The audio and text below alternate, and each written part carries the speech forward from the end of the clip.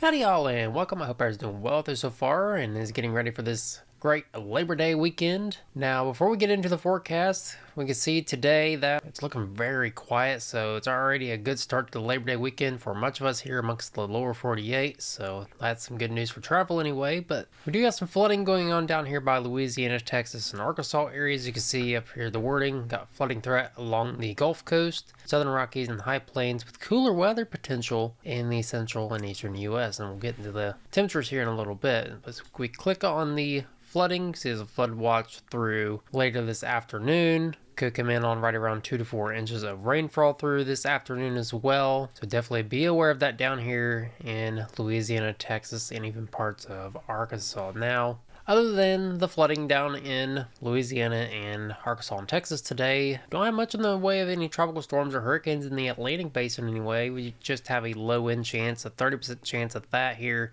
in the main development region. As we push on over to the Eastern Pacific, we have greater chances of development out there, as we have an 80% chance and a 60% chance of development. So let's go ahead and get into the tropics first, at least in the Pacific Basin, and then we'll take a look at the Atlantic Basin. Then we'll get into the temperatures of what we could expect, since I'm thinking it's going to be a very quiet weather pattern here in the short term. We could be heading into an very active pattern as we head into September.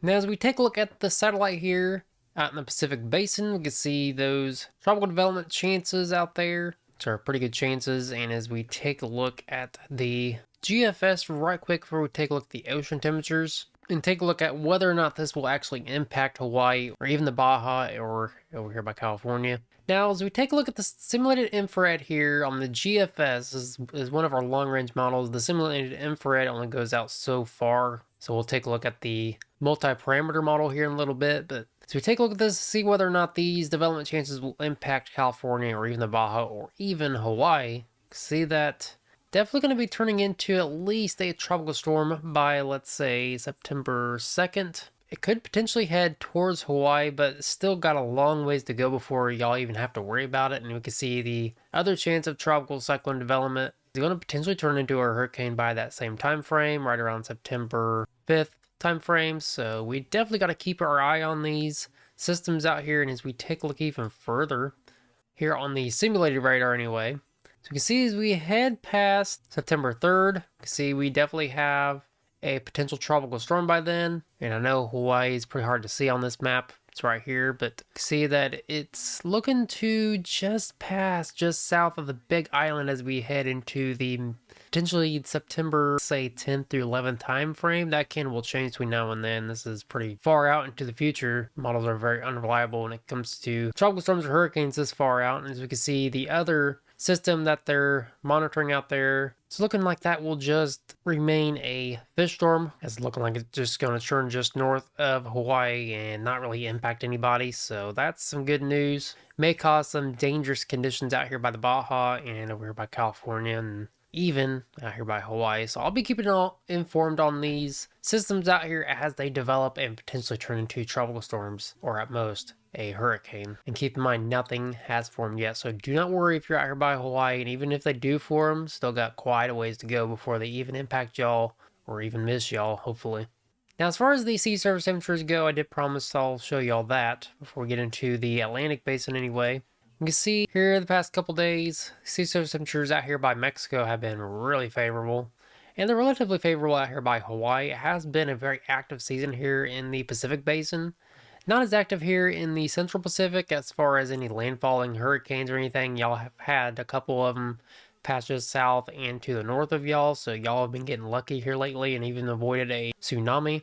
We can see the sea surface temperatures, though, here in the Pacific Basin, at least by California and the Baja, are not very favorable at all. So they are starting to get cool out there. And that's why I'm saying that although the tropical cyclones are a pretty good chance for development, I don't think they're going to really pack a punch unless they come out here in these favorable waters out here by Hawaii. And if they do, I think they'll definitely strengthen. But I don't think these are going to get past Category 1 or 2 strength. But of course, that will change, and I'll be, of course, letting y'all know on Facebook if that does change. But according to the sea surface temperatures, they're not very favorable for development, at least here in the Eastern Pacific, but the Central Pacific, very, very favorable. So definitely out here by Hawaii, always monitor hurricanes and tropical storms this time of year as we are in the meat and potatoes of hurricane season. So, onto the Atlantic Basin. And while we're at it, we're already on the sea surface temperatures, so let's go ahead and take a look at that. We can see the Gulf, shallower waters, but very, very favorable out there. Main development region is starting to recover since Hurricane Aaron rolled through, and the past one, Ferdinand, I think it was, rolled through. So there's still favorable sea surface temperatures out there, except for over here in the coast of Nova Scotia, Maine, all these areas over here. And we can see as we push this further into the future, as we head into September, we're going to start to recover out there. And I'm thinking that even though it's a 30% chance out here in the main development region, could potentially form into something as long as the Saharan dust don't get hold of it. And speaking of the Saharan dust, go and take a look at that, by the way. And this is one of the reasons why this hurricane season hasn't been very active, at least compared to last year anyway. It's because we've had the Saharan dust suppressing any sort of development out there, even though the sea surface temperatures are very favorable. I know the weather people are saying that this has been a quote-unquote above average season because of the named storms, but we've had hardly no landfalls, which has been some good news. And of course, again, it will change as we are in the meat and potatoes of hurricane season, of course. But as we push this forward, you can see the Saharan dust. It's definitely going to be choking off any sort of development here in the main development region, but if anything gets out here, we could have a hurricane out there or tropical storm or anything forming, but if it remains out here in the main development region, it's definitely going to be choked off, so I'm not really expecting anything to form at least the next couple of weeks anyways, although percent chance out there is still a low chance, but still a chance nonetheless. Now, as we take a look at the simulated infrared, keep in mind this only goes out so far, but you can see that 30% chance here in the main development region. I'm thinking it's going to get choked off by that Saharan dust, although there's very favorable sea surface temperatures out there. You can see that it's definitely going to get choked off, not going to form into anything, so that's some good news. But we still got to monitor everything out there as we are in the meat and potatoes of hurricane season, at least in the Atlantic anyway. We can see we are going to have some potential development as we head into right around the September 5th time frame, right around the time frame of when the Pacific Basin is going to start to pick up in activity, and Hawaii's definitely got to monitor that tropical cyclone chance out there in the Eastern Pacific anyway, as it could potentially head y'all's way, but y'all still got plenty of time before you got to worry about it. But as far as the short term in the Atlantic Basin goes, not expecting anything at all. That's some good news, but we definitely got to monitor some systems out there as we have a 30% chance. And I'm thinking as we head into the September 5th time frame, we could have something forming out there. Now, as we take a look at the simulated radar here, this takes us out even further. You see that 30% chance is going to get choked off by that Saharan dust. But then after that, there could potentially be some development out there as we head into the 5th through 10th time frame. And it's just looking like that will recurve, not impact the United States or any of these islands out here in the Caribbean or even out here by Bermuda. So that's some good news. Looks like we don't have any development, and it's going to remain quiet out there in the Atlantic, at least for the next couple of weeks. But the Pacific Basin, of course, you got to keep your eye out, as you should always do that this time of year anyways, because we are obviously the meat and potatoes of hurricane season.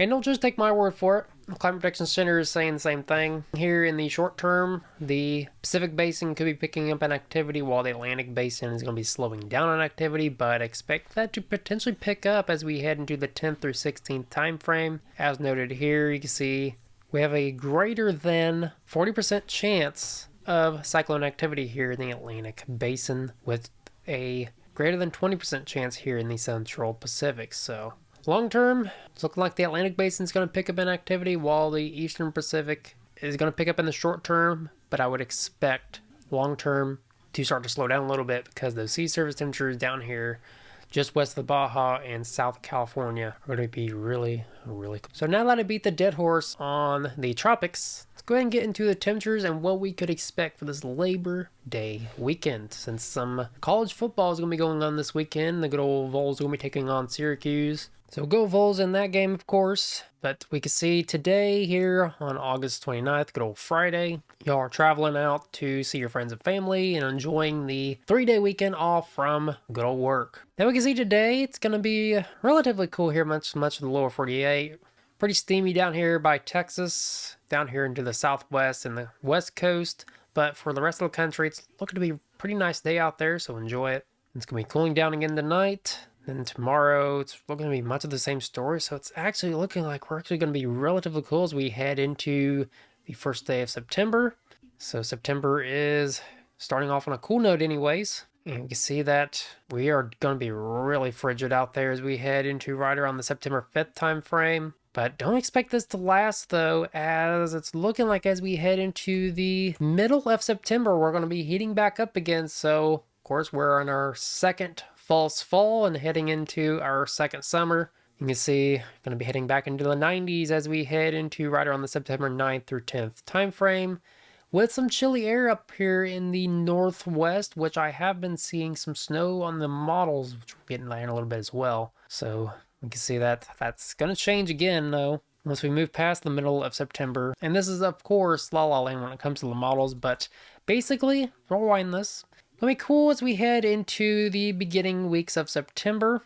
Below normal temperatures expected here out east anyway, and sort of relatively warm air out west. 90s possible out there. But that's going to flip as we head into the middle of September. We'll be heading into our second to third summer.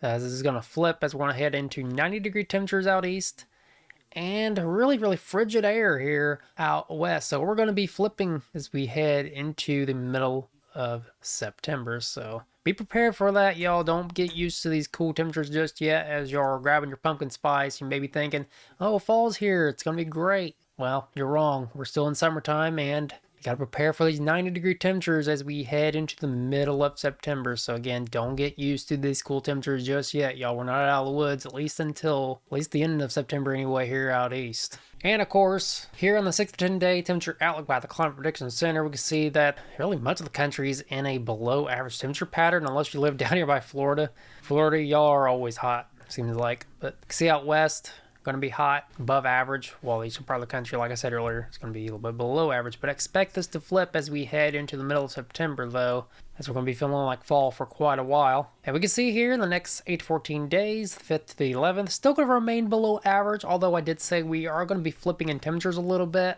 I would expect the middle and end of the month to head back into a cooling trend. So basically, as we end August and head into September, it's going to be relatively cool out east, feeling like fall, while the western part of the country is still going to be hot. But expect that to flip as we head into the middle parts of September, as the eastern part of the country is going to be coming back into a heat wave, while the western part of the country is going to be a little bit cool. But expect on average the next couple of weeks to be relatively cool here out east and feeling like fall. And I'm thinking after we get past the middle of September, I think we're going to really come in on a very drastic cool down. And I break that down even further in my fall outlook, so make sure you check that out, by the way, as we could be coming in on a cooler than normal fall here amongst much of the eastern part of the country anyway.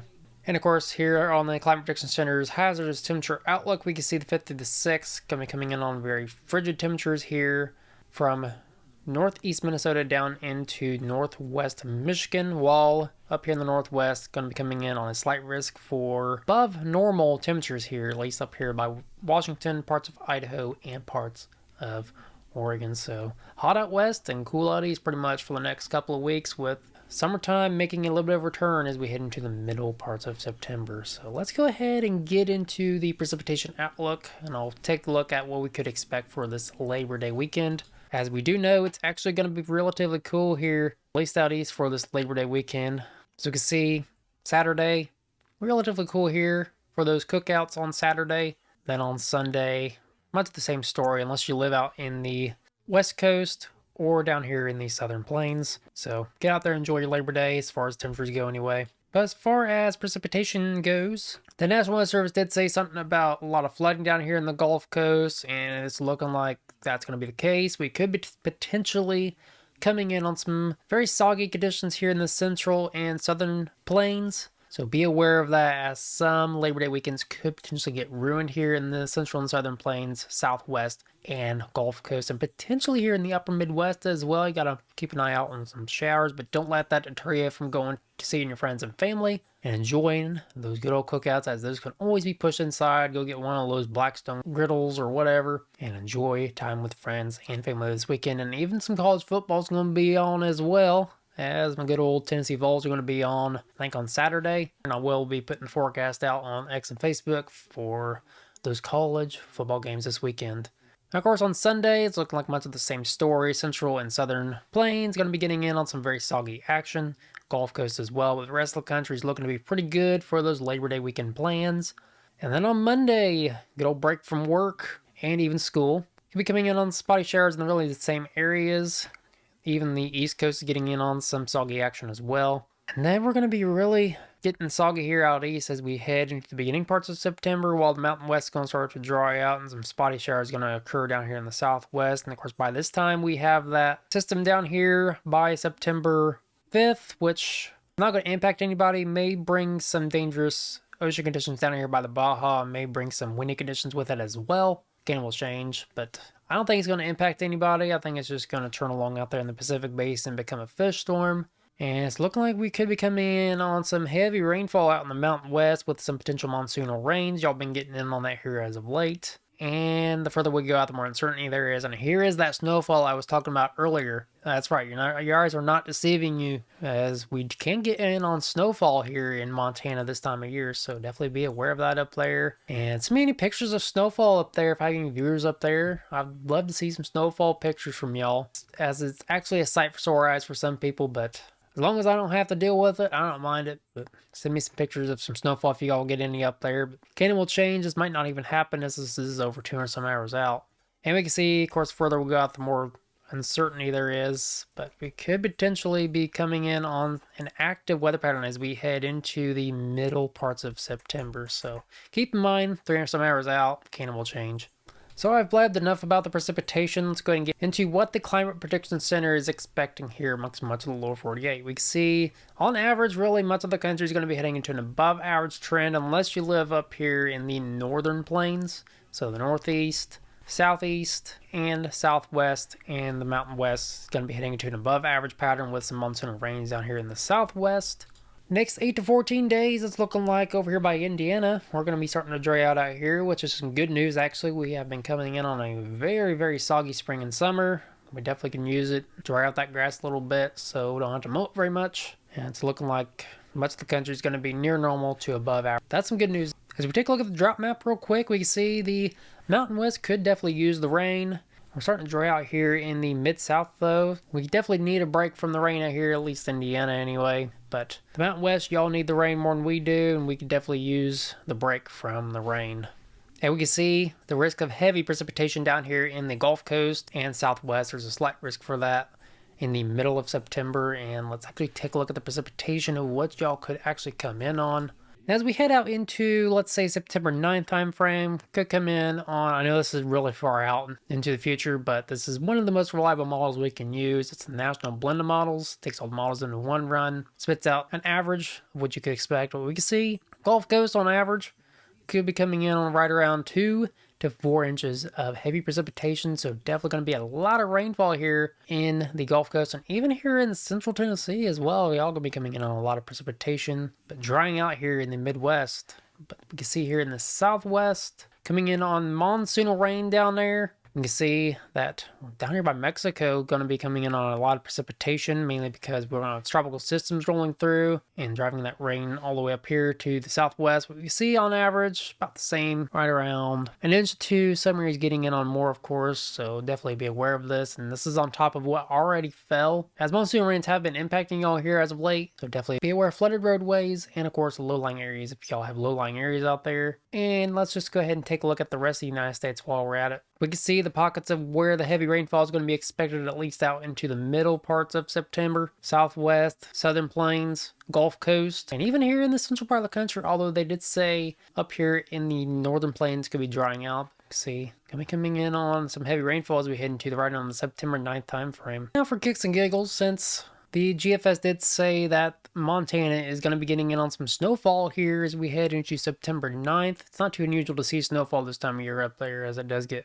very frigid cold, and that's why the birds migrate out from that region anyway. Gonna take a look at the snowfall totals for kicks and giggles. And for those who are new, This is what I'll be using to take a look at the snow totals of what you could expect, National Blended Models, and the National Weather Service model. Now, furthest this goes out is to September 9th, by the way. You can see about a dusting. Now, if you take a look at the GFS for kicks and giggles, please take this with a grain of salt. For the love of God, please take this with a grain of salt, as the GFS is actually the most clickbaited model ever used when it comes to snowfall. You can see right around a foot of snowfall expected up there to right around 6 inches in the lower elevations, so definitely be aware of some snowfall up there by the September 9th time frame. Might not even happen, keep that in mind as well. But it is going to be cold enough for some snow, and we're definitely going to have some precipitation up there by this time frame. So again, send me any pictures of snowfall if y'all get any. Might not even happen in the first place, but if it does, again, send me some pictures. So in the short term, I'm thinking that the eastern part of the country is going to be coming in on a very cool weather pattern, and while the western part of the country is going to remain hot. Florida still going to be above average.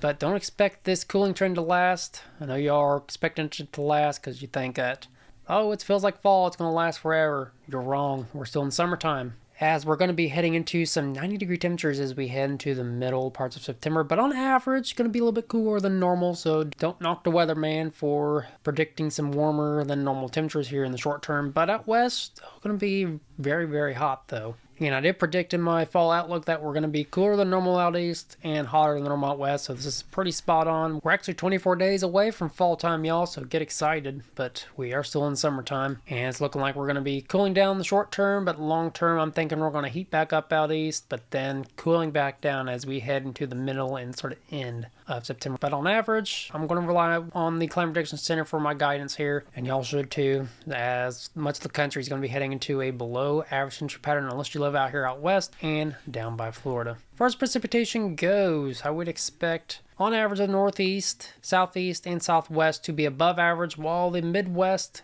and northern plains to remain in a below average pattern. And expect some monsoonal rains to still occur down here in the southwest, with the Gulf Coast coming in on heavier precipitation, with some potential snow up here in the northwest and severe weather potential as we head into the middle parts of September, so keep that in mind. Now, as far as tropical activity goes, in the short term, I think the Atlantic is going to be relatively quiet. Still got some activity going on out there, but I'm thinking the Sahara and dust is going to choke off any activity here in the short term. But the Pacific Basin is going to pick up an activity, though. As you can see, there's a greater than 40% chance of tropical activity here from the 3rd to 9th time frame. I'm expecting the 80% and 60% chance to turn into something, at least potentially a high-end tropical storm or low-end category 1 or 2 hurricane. Gotta monitor these if you're out here by Hawaii. Should monitor these anyways, because this is the meat and potatoes of hurricane season, and still got a long way to go though, so definitely keep an eye on these if you're out here by Hawaii. But long term, I'm expecting this to also flip as the Atlantic basins look to pick up in activity as we head into the 10th through 16th time frame. This is pretty far out from now, but according to these guys, it's going to be picking up an activity out there as a greater than 40% chance of tropical activity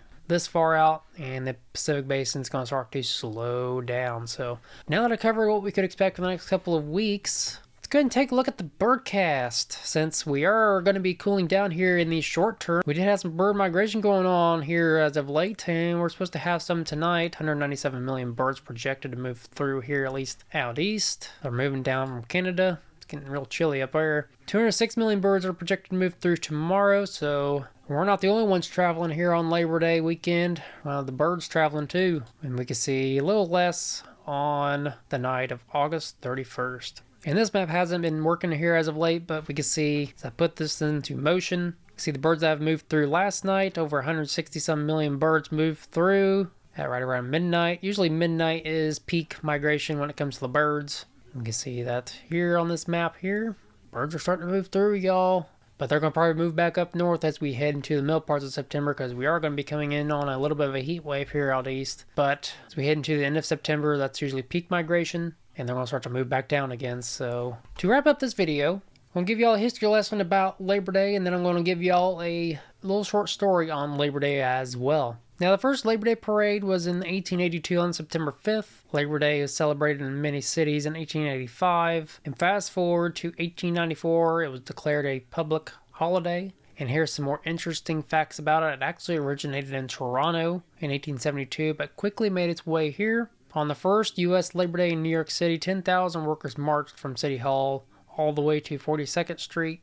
and then met with their families in Wendell's Elm Park for a picnic, concert, and speeches. And it actually began as a demonstration for workers' rights. Today it is viewed as a day to honor the contributions of millions of men and women in the U.S. workforce and an end to summer. It's actually the unofficial end of summer. Oregon was the first state to celebrate Labor Day as an official public holiday in 1887, and then Congress made Labor Day a legal U.S. holiday in 1894. So let's go ahead and get into the story that I wrote based on Labor Day of 1894, A Tale of Struggle, Defiance, and a Nation Divided. In the summer of 1894, the United States was gripped by economic turmoil. The Panic of 1893 had left factories shuttered, workers jobless, and families struggling. In Chicago, the Pullman Place Car Company, a titan of the railroad industry, slashed wages for its workers while keeping the rents in its company town oppressively high. The frustration boiled over into a massive strike led by the American Railway Union under Eugene V. Debs. Thousands of rail workers across the country joined, halting trains and disrupting commerce from coast to coast.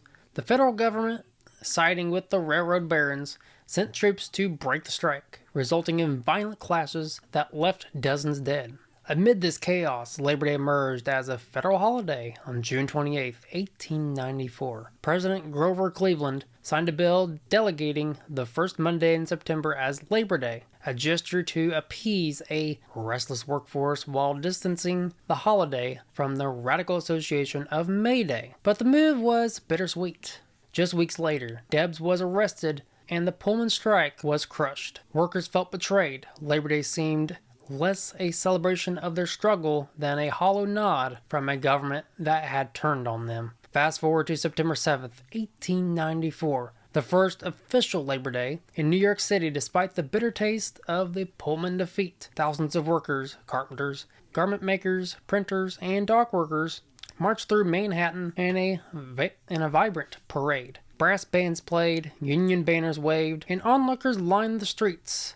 The march wasn't just a celebration, it was a defiant show of solidarity. At a rally in Union Square, speakers decried the government's heavy hand and vowed to keep fighting for fair wages and better conditions. The day ended with picnics and speeches, but the undercurrent was clear. Workers were not pacified. What makes this Labor Day intriguing is the tension it embodied: a nation wrestling with its treatment of labor, a government offering a holiday while suppressing a movement, and workers claiming the day as their own despite the odds. It wasn't just a parade. It was a statement that the fight for workers' rights was far from over. That spirit carried forward, shaping labor reforms for decades. In 2023, union membership in the U.S. was about 10% of the workforce, down from 20% in 1983, yet strikes and organizing efforts surged with over 450,000 workers walking out in 2023 alone, echoing the defiance of 1894. And we can see that we're still arguing about wages nowadays, and this is one of the reasons why inflation is so high. Back to the story here. So we can say that this story of the first Labor Day captures a moment when celebration and struggle collided, setting the stage for a holiday that remains a complex mix of pride, protest, and reflection. And now we can see how Labor Day started. It basically started in 1994 because of protests from workers basically wanting a day off, crying like a bunch of babies because they weren't getting paid like they should, and then the union stepped in and they're wanting a day off. So that's how you got your day off, folks. So enjoy it. And it's an unofficial end of summer. So I hope everybody enjoyed today's video. If you did, please hit that like and share button so more folks are informed about the weather. And also leave me some feedback in the comment section down below, as feedback helps provide you, the viewer, better and more informative content in the future. And also, don't forget to hit that subscribe button down below with bell notifications turned on, because at Here in Williams Weather, we try to make weather forecasting fun and informative. So basically what I'm expecting for the next couple of weeks is it's gonna be cool out east. It's gonna be feeling like fall, and it's kind of fitting because you got those pumpkin spice drinks. But don't be fooled though, because that hot air is gonna be coming back, and it's gonna be feeling like summer, as we are still in summertime, y'all. But don't worry though, this heat ain't gonna last too long. As the middle and end of September, I'm expecting it to cool back down again, so be aware of that. And as far as the tropics go, short term, quiet in the Atlantic, picking up an activity in the Pacific Basin, but it's gonna flip just like the temperatures are going to do, as the Atlantic is going to pick up in activity as we head into the middle parts of September, while the Pacific Basin is going to quiet down. And as far as precipitation goes, it's going to be soggy in the southwest because of monsoonal rains, snow up there in the northwest potentially, and southeast it's going to be soggy as well, but the Midwest and northern plains could be coming in on a drying trend. So again, enjoy your Labor Day weekend. It's going to be looking good for much of the country actually, and if you're watching any college football games, it's going to be good as well. Hopefully the Tennessee Vols pick up a victory down there. And again, enjoy your Labor Day. Remember why we celebrate Labor Day, and remember that is actually the unofficial end of summer. So again, appreciate all y'all for watching, and until next time, never stop forecasting.